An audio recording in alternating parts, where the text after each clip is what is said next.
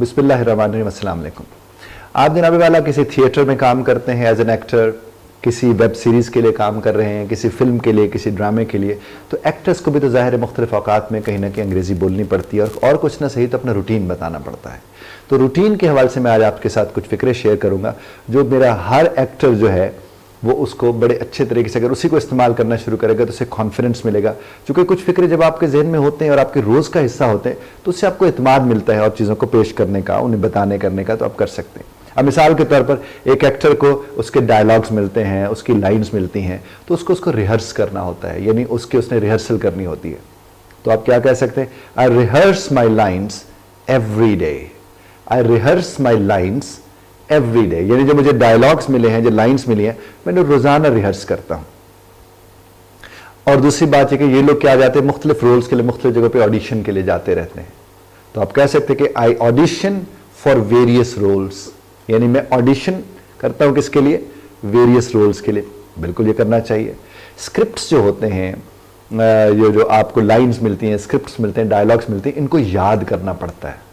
वैसे तो होते हैं बड़े बड़े उसके पन्नों पर भी लिख के उधर लगा देते हैं जहां से आप देख देख के बोल रहे होते हैं, लेकिन ज्यादातर ये होता है कि आपको याद करना पड़ता है। तो आप उसके लिए क्या करेंगे? आई मेमोराइज, मैं याद करता हूं माई स्क्रिप्ट्स, जो मेरे स्क्रिप्ट्स मुझे मिलते हैं, आई मेमोराइज, मैं उन्हें याद करता हूं। इसी तरह से एक एक्टर खेलता ही सारा फेस के साथ, उसके फेशियल एक्सप्रेशन होते हैं, कभी उदासी का पहलू आ गया, कभी खुशी का पहलू आ गया, कहीं गुस्से की बात आ गई, कहीं संजीदगी बताना मकसद था, तो जाहिर है उसको मश्क करनी पड़ती है फिर इसकी अपने फेशियल एक्सप्रेशंस की। तो वो क्या होगा? आई प्रैक्टिस माई फेशियल एक्सप्रेशंस, जो मेरे फेशियल एक्सप्रेशंस हैं, जो मेरे चेहरे के तासुरात हैं, मैं उसकी मश्क करता हूं। आई प्रैक्टिस माई फेशियल एक्सप्रेशंस। बिल्कुल इसी तरह से आप जिस भी क्योंकि उनको मुख्तलिफ किरदार मिलते हैं ना, तो उन किरदारों में उन्हें ढलना होता है, और वो तभी उन किरदारों में ढलते हैं जब उनके पास मोटिवेशन होती है। तो इसके लिए आप क्या कहते हैं? I work on my characters motivation, जो मेरे कैरेक्टर्स की मोटिवेशन है, मैं उसके ऊपर काम करता हूं ताकि मैं जब काम करूं तो वो ड्रामे के अंदर हकीकत नजर आए, वो ड्रामा लेकिन वो हकीकत नजर आए। तो नॉर्मली ये लोग ये काम करते होते हैं। इसी तरह से आप देखिए, जिस तरह बाकी इदारों में वर्कशॉप्स और क्लासेस होती हैं, अब पहले भी होती थी, अब पाकिस्तान के अंदर भी अब ये हो रही हैं कि वर्कशॉप्स और क्लासेस, एक्टिंग वर्कशॉप्स और एक्टिंग क्लासेस अब होती हैं, तो वो क्या करते हैं? वो भी अटेंड करने के लिए वो लोग जाते हैं। तो I attend acting workshops and classes. I attend, मैं अटेंड करता हूं एक्टिंग वर्कशॉप्स एंड क्लासेस को। इसी तरह से ये जो लोग होते हैं, ये मुख्तलिफ फिल्म में रोल्स लेने के लिए, थिएटर में, ड्रामाज में रोल्स लेने के लिए ज़ाहिर ऑडिशन के लिए जाते हैं। तो वो क्या बनेगा? आई ऑडिशन फॉर बोथ, अगर दोनों के लिए आप जाए, for both film and theatre roles. जो थिएटर के रोल्स हैं, जो फिल्म के रोल्स हैं, उसके लिए भी आप प्रैक्टिस करने का, आप उसके लिए अपने आप को ऑडिशन के लिए जाते हैं, तो आप ये फिक्रा बोल सकते हैं। इसी तरह ये जो किरदार निभाने वाले लोग होते हैं, ये अपने उन किरदारों की जो बैक स्टोरी होती है ना, उसके पीछे जो कहानी चल रही होती है, ये उसका एनालिसिस करते हैं तो ऐसी बात कर पाते हैं। और अगर आप भी ऐसा करते हैं तो आप क्या कहेंगे? I analyse my characters back story, जो मेरे कैरेक्टर की बैक स्टोरी है मैं उसे एनालाइज करता हूं। इसी तरह से जो थिएटर में आप जाते हैं तो आप लाइव ऑडियंस के सामने आप परफॉर्म करते हैं, और अगर आप ऐसा काम करते हैं तो आप क्या बोलेंगे? I perform in front of a live audience. वो जो लाइव ऑडियंस, सामने बैठे सामीन, नाजरीन, हाजरीन आपके सामने हैं और उनके सामने आप जाकर परफॉर्म करते हैं, तो I perform in front of live audience. इसी तरह से मुख्तलिफ स्टाइल्स आपको एक्टिंग के अपनाने पड़ते हैं। तो अगर आप ऐसा करते हैं तो इडाप्ट का लफ्ज इस्तेमाल होगा, यानी आप ढाल लेते हैं अपने आप को। आई इडाप्ट टू डिफरेंट एक्टिंग स्टाइल्स। जो डिफरेंट एक्टिंग स्टाइल्स हैं, आप उसे इडाप्ट करते हैं, अपने आप को उसके मुताबिक ढाल लेते हैं, और ये एक्टर्स नॉर्मली करते हैं।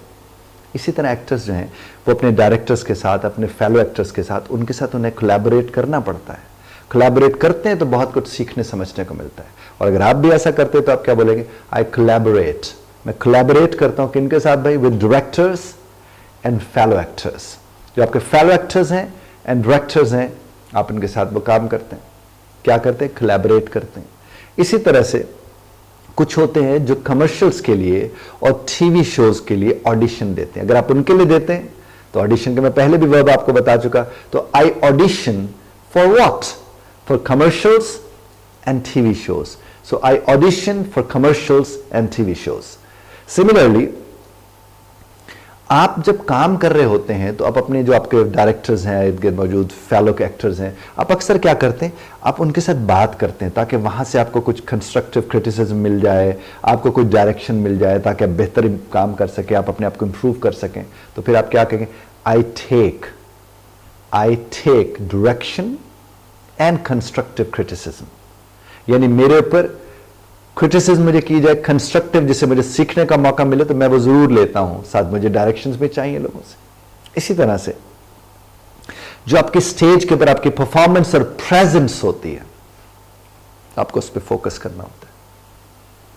अगर आप स्टेज पर हैं और अब वहां हैं होने के, यानी अक्सर हमारे होता है ना कि हम जहां होते हैं उसके अलावा हर जगह पाए जाते हैं, लेकिन एक्टर ऐसे नहीं होता, वो जहां होता है बस वो वहीं होता है।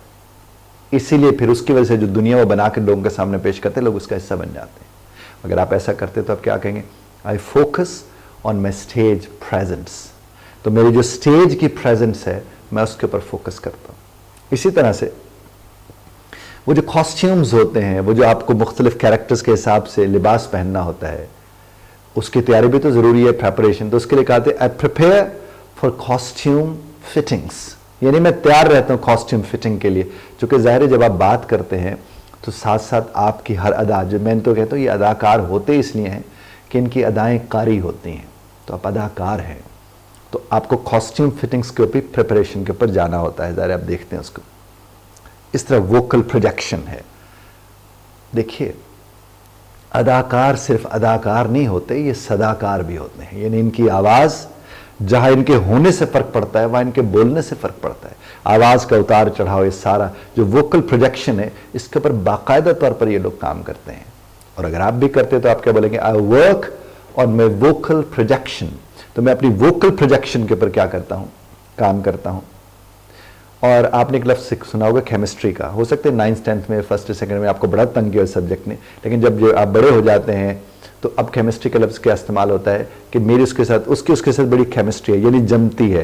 यानी यह है कि वो एक दूसरे के साथ बात करते हैं तो एक दूसरे के साथ ही रहते हैं, उनको एक दूसरे को ज़्यादातर क्या होता है, मेहनत नहीं करनी पड़ती, स्ट्रगल नहीं करनी पड़ती, बड़ी अच्छी केमिस्ट्री है उनके दरमियान।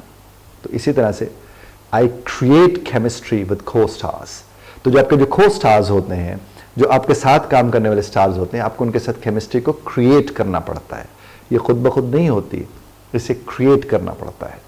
इसी तरह से आप जब रिहर्सल करते हैं, एक तो होती है आप अपने आईने के सामने खड़े होकर या खुद से अकेले में आप खुद रिहर्सल कर रहे होते हैं। एक रिहर्सल होती है जो आप स्टेज पर जाकर करते हैं, ऑडियंस के सामने नहीं, अपने को स्टार्स के साथ, अपने दूसरे जो एक्टर्स हैं उनके साथ। तो आप क्या कहेंगे, आई रिहर्स सीन्स, आई रिहर्स, मैं रिहर्स करता हूं किस चीज की, सीन्स की, किनके साथ, विद अदर को स्टार्स या विद अदर स्टार्स और विद अदर एक्टर्स, उनके साथ आप करते हैं। फिर ये होता है कि रिहर्सल के दौरान समटाइम आप कुछ ना कुछ नया कर देते हैं, हल्का सा, ये नहीं वो किरदार से आप बाहर निकलते हैं, बल्कि किरदार के अंदर अंदर आप थोड़ा सा इम्प्रोवाइज कर लेते हैं। जिस तरह एक बहुत पुरानी फिल्म थी अमिताभ की, तो उसमें मेरे नसीब में तू है कि नहीं, एक गाना गाया जा रहा था। तो उस मेरे को उन्होंने, चूंकि वो बार में मौजूद एक खातून गाना गा रही थी, तो मेरे को उन्होंने बदल दिया, इम्प्रोवाइज कर दिया। तो जो म्यूजिशियन था या जो डायरेक्टर थे म्यूजिक के, वो सारे पहले तो उन्होंने कहा नहीं ये जो आप बात कर रही है ना मैडम, मैं खबर लता जी गा रही थी उसको या आशा जी गा रही थी, तो उनने खुद इम्प्रोवाइज किया, उसको बदला थोड़ा। जब उन्होंने उसको बदला तो म्यूजिक डायरेक्टर के नहीं ये बहुत अच्छा लग रहा है, ये जो लड़की ये गाना गा रही है, इस लड़की के तो बहुत ज्यादा ये साथ चला जाएगा, उसकी कम्युनिटी को भी ये करेगा, तो उससे इम्पैक्ट बहुत ज्यादा बेहतर है। हालांकि वो इम्प्रोवाइज किया गया था, उस वक्त थोड़ा उसको बदला गया था। तो नॉर्मली जो बड़े एक्टर्स हैं या बड़े जो गाना गाने वाले, वो भी इस तरह इम्प्रोवाइज करते हैं, और हम लोग भी इम्प्रोवाइज करते होते हैं चीज़ों को, जो उसी वक्त आपने उसको हल्का सा बदल दिया। तो आप आई इम्प्रोवाइज ड्यूरिंग रिहर्सल्स, रिहर्सल्स में इम्प्रोवाइज किया जाता है। आपका डायरेक्टर, आपका प्रोड्यूसर आपको अगर उसकी इजाज़त देता है तो वो करते हैं, अगर वो इजाज़त नहीं देता तो उस इम्प्रोवाइजेशन का कोई काम नहीं होता।